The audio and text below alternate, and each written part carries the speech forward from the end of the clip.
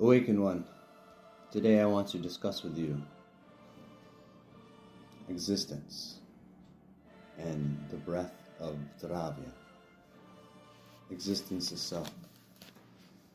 The way you initiate from stillness into movement. Along your journeys you will find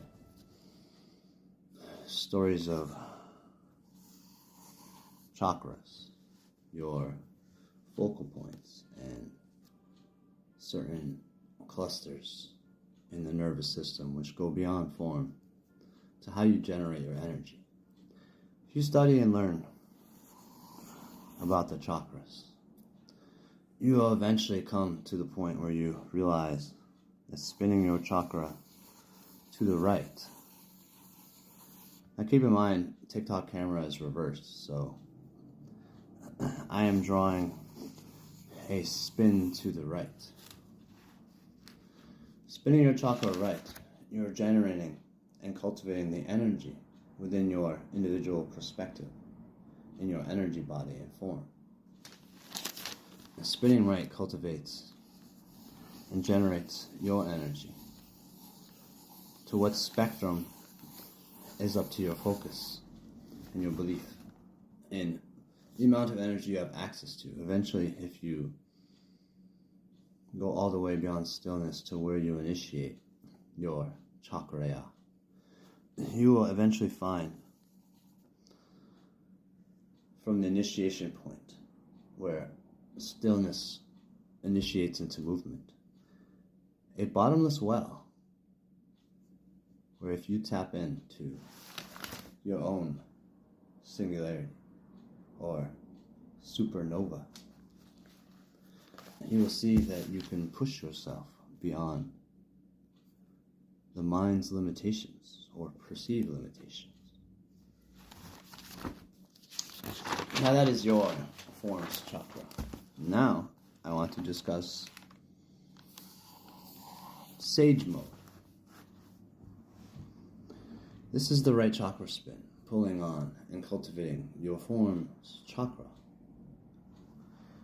The left-hand path, spoken of mostly in Luciferianism, or if you gaze upon the galaxy, there is the Dawnbringer, Venus, the planet, which, unlike the rest in our solar system, follows a left-hand path. It spins left and travels left around the sun. I forget, but you can look yourself. But we're not talking about that. That was just an example of the left-hand path. Spinning the chakra left. Once again, once you get to that point where you realize where it comes from, the initiation from stillness. Spinning your chakras left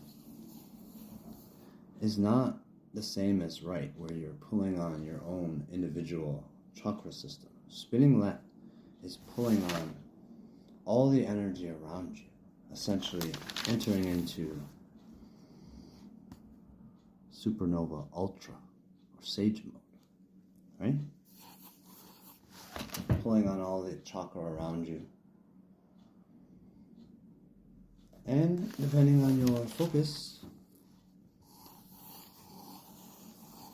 and belief, maximize the amount of energy you have access to do things that were previously beyond your belief of limitation.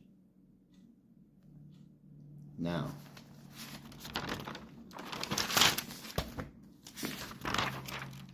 I must find a blank page. If you could combine the right spin with the left spin, you have something completely different altogether.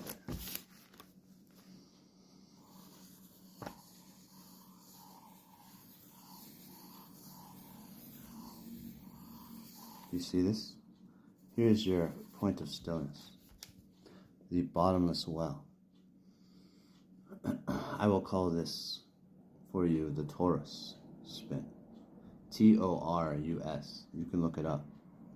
It's a self-contained spin to the left, spin to the right, spin to the left, spin to the right, at the same time, continuously. Self-contained, unpenetrable, awakened, absolute. You are generating the chakra of your form at the same time as you are pulling in all the chakra around you to be awakened. Absolute. Now keep in mind, as I have talked about many times, how the awakened one has access to the consciousness, the conscious mind. And the conscious mind, once awakened, has access to, I've recently been talking about triggers, which exist in a sense in your mind's background app, the subconscious mind and unconscious mind. Things that, as your servant, do things that are unnecessary for you to consciously do, like control your blood flow or heartbeat or the brain synapses. It's a background app, but you are essentially responsible for setting the programs, like the triggers. The triggers were set by you when the trauma happened, and the triggers can be deleted, and you can set a new response. You can call it a trigger, but once it's conscious to serve you, it's more like a reaction to a situation rather than a reaction to a previous trauma. You recognize in a situation which has nothing to do with that trauma.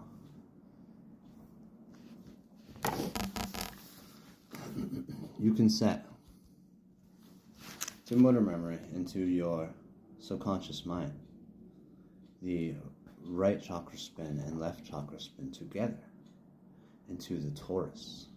Yes, the symbol of infinity, coming from the stillness, the initiation of stillness into movement, generating your chakra of this form as you pull in all the chakra all around you to awaken a being who can walk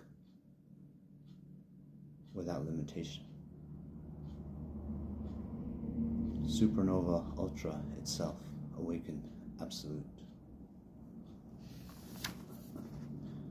Now, the reason why I point out the subconscious mind is because once you can achieve this in your Kundalini path or chakra prioritizing system, you can copy this technology or design, this technique, to your subconscious and set an example for the 30 trillion cells in your body, which your subconscious mind is operating as you go about your egoic, individualized experience. Much like controlling your heartbeat or controlling your blood flow. Each individual cell is controlled by your unconscious and subconscious mind. The healing, the growth, the repair, the adaptation, and evolution. If you can set your chakra to the Torus spin, a self-contained, self-generating, cultivating of your energy and pulling the energy all around you to become Supernova Ultra, awakened, absolute. You can have the 30 trillion cells in your body mimic your design. So if you are generating your field, pulling in all around you, and the 30 trillion individual cells are doing the same exact thing, you will see there is no limitation to what you can do.